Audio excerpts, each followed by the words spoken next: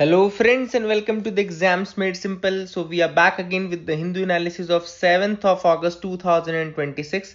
7 अगस्त 2026 का the Hindu newspaper analysis देखेंगे। I hope आप लोग को हमारा कंटेंट अच्छा लग रहा होगा। जैसा मैंने कल भी आपको बताया था कि आप ही लोग हमारी मार्केटिंग टीम हो, आप ही लोग हमारा सब कुछ हो, तो please do that from your and. Please like करें, शेयर करें, कमेंट करें, जितना आप कर सकते हैं। जो लोग देख रहे हैं एटलीस्ट वो लोग करें तो काफ़ी अच्छा रहेगा। स्टार्ट करते हैं आज के एनालिसिस को। उससे पहले आपको बता दूं कि हमने करंट अफेयर्स की रिवीजन सीरीज स्टार्ट कर दी है।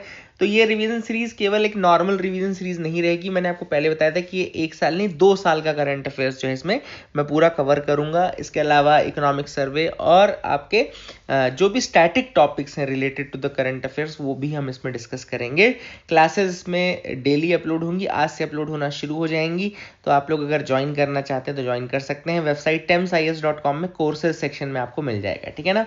स्टार्ट करते हैं। पहले आज मैं आपको कुछ कोट्स बता दूं। और देखो कोट से भी कितने ज़्यादा इन्फॉर्मेशन मिलती है। ना केवल इन्फॉर्मेशन, मैं आपको एक नॉलेजेबल चीज़ बताऊंगा जो कि प्रीलिम्स के लिए भी इंपॉर्टेंट है। अब जैसे आज एक कोट था, शुभू ठाकुर का कोट था, man is part of nature and his war against nature is inevitably a war against himself. ये कोट है रेचल कार्सन का। Rachel Carson is actually is that person, वो व्यक्ति है रेचल कार्सन जिनके कारण इन्वायरमेंटल चेंज या क्लाइमेट चेंज की बात शुरू हुई। कैसे शुरू हुई मैं आपको बता दूं। एक किताब है जो रेचल कार्सन ने लिखी थी, आप लोग को नहीं पता तो आप लोग देख लीजिएगा, द साइलेंट स्प्रिंग। याद रखिएगा, द साइलेंट स्प्रिंग, जिसमें उन्होंने बात की है कि किस तरीके से पक्षी आना बंद हो गए हैं, पक्षी कम हो गए हैं। और ये किताब 1962 में पब्लिश हुई थी। This book was publish in 1962, silent spring by Rachel Carson. और इसी में उन्होंने डीडीटी यानी कि जो ये डीडीटी का बायो एक्यूमुलेशन होता है और किस तरीके से बर्ड्स में होता है इन ऑल, तो वो सारी चीज़ें इसमें डिस्कस की थी। बहुत ही अच्छी किताब है और यहीं से पूरी डिबेट शुरू हुई थी क्लाइमेट चेंज की, इन्वायरमेंटल डिग्रेडेशन की। 1962 में पब्लिश हुई थी the silent spring. I hope आप लोग इसको याद रखेंगे। फैक्ट ये मैंने कोट से ही जैसे ही मैंने देखा कि ये कोट लिखा है रेचल कार्सन का, तो मैंने सोचा कि आपको बताऊंगा जरूर। रोमिका सोलंकी का कोट था, earth provides enough to satisfy every man's need but not every man's greed. Mahatma Gandhi का कोट है, कि बहुत ही अच्छा कोट है और ये मैंने खुद ऐसे में यूज किया हुआ है, ये मैंने खुद लिखा हुआ है कई बार ऐसे में, आंसर राइटिंग में। तो ये बहुत अच्छा कोट है, एवरग्रीन कोट है। तो आई होप आप लोग आज भी कोट लिखेंगे और आप बताएंगे कि क्या आपको अच्छा लग रहा है, कौन से कोट्स हैं जो एथिक्स से कुछ कोट आप ढूंढा करें, आप फिलोसॉफिकल कुछ कोट ढूंढा करें। कोट्स को भी अलग अलग तरीके से सर्च करो कि एथिक्स के quote, women related quote, politics related quote, democracy related quote. देखो मैं आपको ऑप्शन बता रहा हूँ कि कैसे आप इसमें इंप्रूव करेंगे। तो do that from your and. लिखिए आप लोग एक एक कोट, अब बताइए क्या क्या आपको अच्छा लग रहा है। आई होप यू गॉट क्लैरिटी। आगे देखते हैं आज के क्या क्या इंपॉर्टेंट न्यूज आर्टिकल। देखो बहुत सारी न्यूज है लेकिन कुछ में बहुत इंपॉर्टेंट जो पहले हैं वो आपको बता दूं, क्योंकि आप फिर वो ढूंढ नहीं पाओगे। Hero stone found in Karnataka shades light on last days of Hoysala dynasty ruler. अब यहाँ पे एक बात चल रही है कि एक हीरो स्टोन मिला है कर्नाटका में। हीरो स्टोन को क्या बोलते हैं, पहले तो मैं कर्नाटका की कन्नड़ा लैंग्वेज बता दूं, वीरागल्लू। देखो लिखा हुआ है यहाँ पे हीरो स्टोन वीरागल्लू। तो कल क्योंकि यूपीएससी आजकल पूछने लगा ऐसे वर्ड्स, तो वीरागल्लू याद रखना, हीरो स्टोन। जहाँ पे इंस्क्रिप्शन है, कर्नाटका इंस्क्रिप्शन है of the Hoysala dynasty. Hoysala dynasty में मेन जो रूलर थे विष्णुवर्धन के रिगार्डिंग ही ये उसकी उनकी डेथ के रिगार्डिंग ही है ये, ठीक है। तो याद रखना यहाँ पे 2 टेम्पल्स का भी जिक्र है जो होयसाला डायनेस्टी से रिलेटेड है। जैसे लिखा है मल्लेश्वरा एंड दूसरा है लक्ष्मी नारायण स्वामी टेम्पल। तो Malleshwara temple and Lakshmi Narayana Swamy temple आप याद रखिएगा। Then Veeragallu found at Niragunda, या आपको दिख रहा होगा। तो ये कुछ इस तरीके से होता है। हीरो स्टोन देख लीजिए आप, हीरो स्टोन कैसा होता है तो आप देख सकते हैं। This is what the hero stone is, Veeragallu जिसको बोलते हैं। थोड़ा सा मैं इसमें फैक्ट आपको बता देता हूँ होयसाला डायनेस्टी के रिगार्डिंग। तो होयसाला डायनेस्टी बेसिकली स्टार्ट जो हुई थी तो एज अ डायनेस्टी नहीं स्टार्ट हुई थी।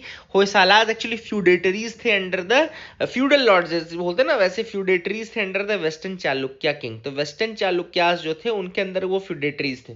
तो पहला तो आपको फैक्ट याद रखना है कि Hoysalas were feudatories under the western Chalukya kings, ठीक है। उसमें मेन जो थे किंग विष्णुवर्धन 1108 से 1152, he expanded the territory into an independent power and shifted the capital. सबसे मेन थे विष्णुवर्धन, हर्षवर्धन। एंड इनमें सबसे इंपॉर्टेंट आर्किटेक्चर था इनका, they are famous for star shaped temples. याद रखिएगा, star shaped temple basis, temple के जो बेस थे वो स्टार शेप्ड इन्होंने बनाए थे। They are famous for that. Fine soapstone carving, soapstone की carvings and detailed wall sculptures. Main जो टेम्पल्स हैं वो चिन्ना केशवा टेम्पल है बेल्लूर में, होयसालेश्वर टेम्पल है हलेबिद में एंड केशवा टेम्पल है सोमनाथपुर में। तो 3 टेम्पल याद रखना, Chenna Keshava temple Belur, Hoysaleswara temple Halebid and Keshava temple Somanathapura. तो that these are the 3 important temples जो आपको याद रखने हैं। I hope you got clarity regarding that as well. आगे देखते हैं और क्या इंपॉर्टेंट न्यूज आर्टिकल है। तो होयसालेश्वर के बाद हम देखते हैं यहाँ पे government, high court tells Assam government to stop fresh encroachments in Manas reserve. तो मानस रिजर्व ये कहना चाहिए, मानस नेशनल पार्क में इंक्रोचमेंट ना हो, इसके लिए हाई कोर्ट ने असम गवर्नमेंट को कहा है कि इंक्रोचमेंट नहीं होना चाहिए। मेन चीज है मानस नेशनल पार्क या मानस रिजर्व। तो मानस नेशनल पार्क जो है एक नेशनल पार्क है, प्रोजेक्ट टाइगर का रिजर्व है, एक एलिफेंट रिजर्व है असम में। तो ये सारे फैक्ट याद रखना कि it's a national park, it's a tiger reserve, it's an elephant reserve in Assam. Located obvious सी बात है हिमालयन फुदल्स में है। It borders the royal Manas national park in Bhutan. तो भूटान में रॉयल मानस नेशनल पार्क है, इसी का एक्सटेंशन बोल सकते हो, लेकिन उसको बॉर्डर करता है, ये हम बोलते हैं, ठीक है ना।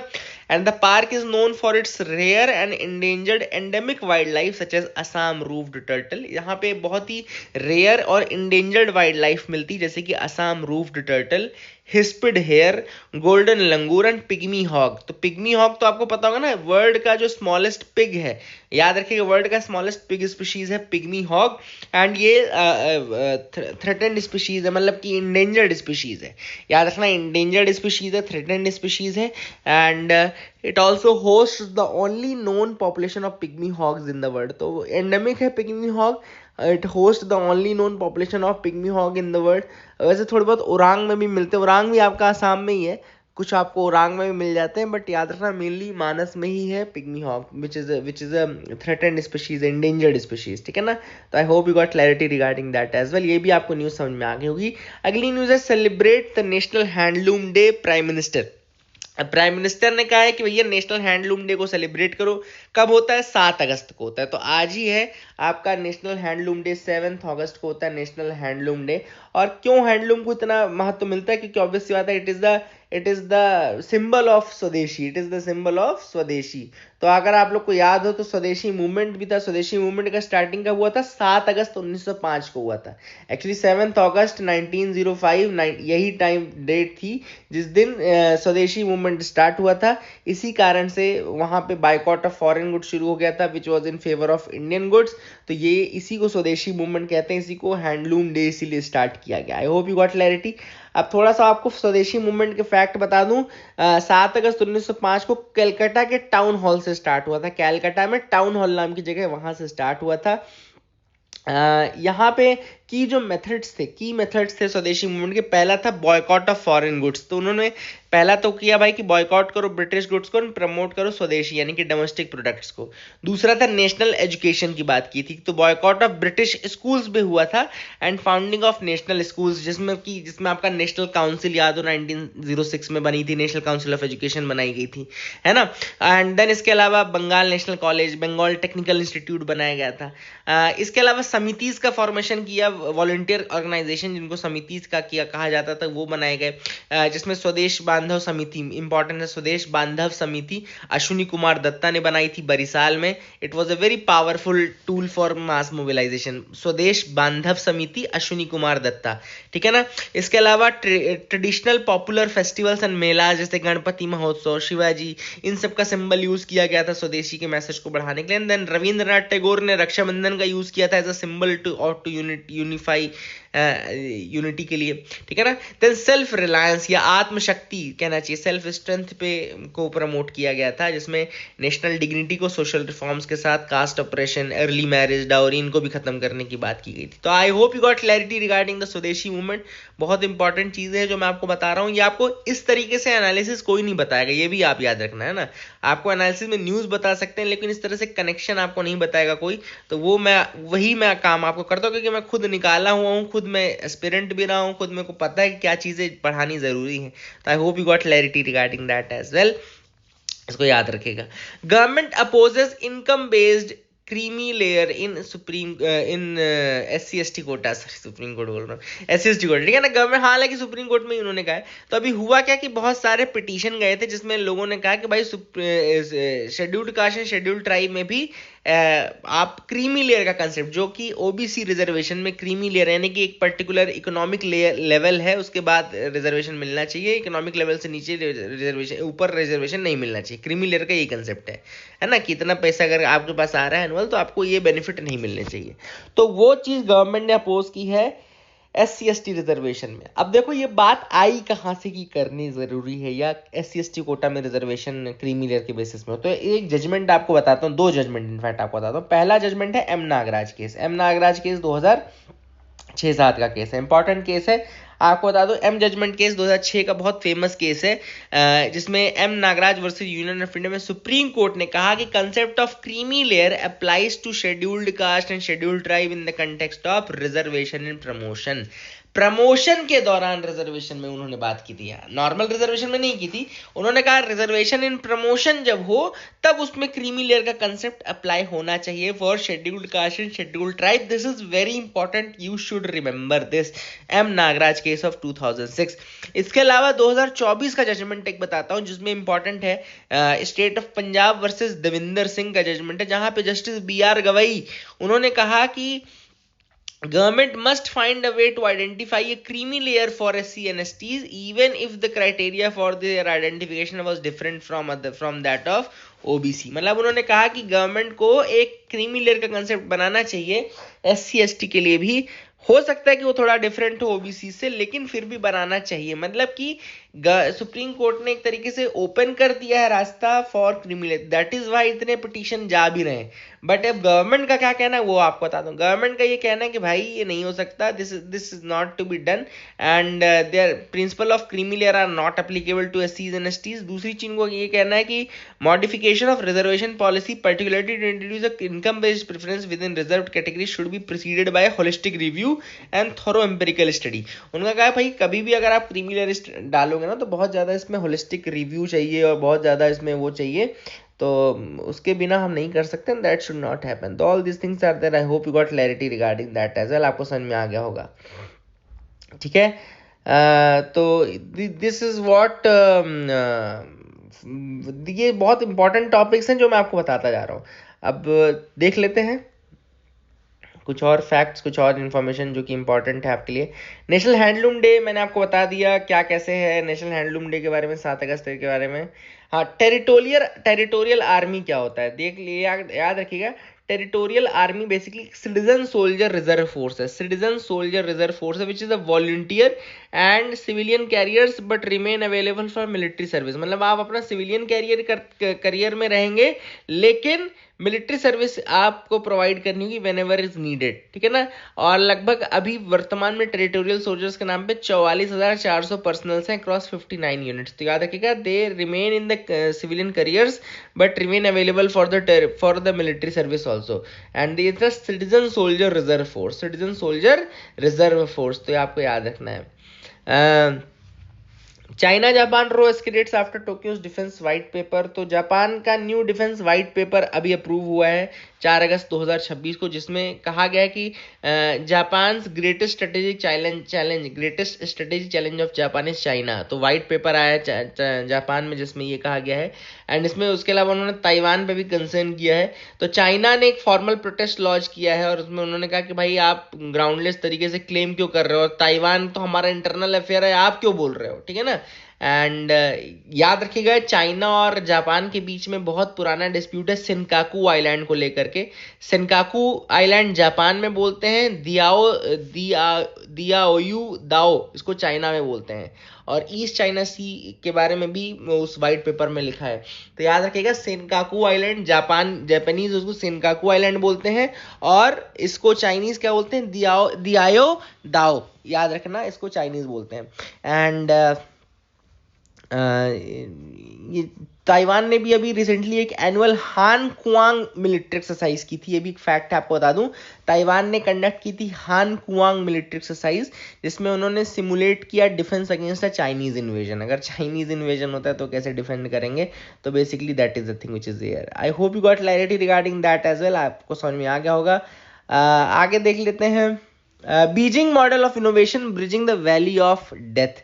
अब ये बीजिंग मॉडल ऑफ इनोवेशन क्या है, तो Beijing's innovative ecosystem links research universities. अब क्या करते हैं बीजिंग क्या करता है, जो उनकी रिसर्च यूनिवर्सिटीज हैं, जैसे पेकिंग यूनिवर्सिटी हो गई है ना, स्टार्टअप्स को, उनके साथ इंडस्ट्री को एंड उनके साथ स्टेट को, इन सबको लिंक करते हैं। बीजिंग में universities, startups, industry and state, they are interlinked and therefore they drive China's push in AI and humanoid robots, ठीक है ना। इसके अलावा जैसे उन्होंने जो वहाँ पे जोंगुआनचुआन क्लस्टर है, ये देखो लिखा है जोंगुआनचुआन क्लस्टर, ये चाइना का लीडिंग टेक्निकल हब है alongside Shenzhen, Shanghai and Hangzhou. ये कुछ एरियाज हैं। स्टेट वहाँ पे डुअल रोल प्ले करता है, एक तो हार्ड इंफ्रास्ट्रक्चर भी बनाता है, इंक्यूबेटर्स भी बनाता है, और एक इन्वेस्टर के रूप में भी काम करता है, यानी कि taking direct equity stakes in the startups to absorb early stage risk. अब ये देखो बहुत अच्छा तरीका है, इस तरीके से अपन ग्रो कर सकते हैं। इंडिया में भी ये किया जा सकता है ना, कि state should play a dual role, पर हमारे यहाँ तो कुछ और ही रोल प्ले करता है स्टेट, है ना, पैसे खाने का। लेकिन यहाँ पे डुअल रोल प्ले करता है, एक तो इंक्यूबेटर्स बनाते हैं, हार्ड इंफ्रास्ट्रक्चर भी बनाते हैं, प्लस इन्वेस्टर्स के रूप में भी काम करते हैं, ठीक है। तो that is the thing which is important. I hope you got clarity regarding that as well. Valley of death क्या है, तो the gap between the promising lab stage research and commercially जो अवेलेबल प्रोजेक्ट है। Many innovations fail here due to lack of patient capital, market linkages and regulatory support। तो value of death इस area को बोलते हैं, जो मतलब कि लैब स्टेज रिसर्च में तो काफ़ी प्रॉमिसिंग लगा, लेकिन जैसे ही स्केल्ड प्रोडक्ट आया, स्केल्ड प्रोडक्ट आने तक में फिर वो पूरा फुस हो गया और ख़त्म हो गया। तो that is actually value of death, because बहुत सारे प्रोडक्ट यहीं फेल कर जाते हैं, क्योंकि कई बार उनका कैपिटल नहीं मिल पाता, मार्केट लिंकेज प्रॉपर नहीं होती, रेगुलेटरी सपोर्ट नहीं मिलता है, all this things are there, इस कारण से इसको वैल्यू ऑफ डेथ बोलते हैं।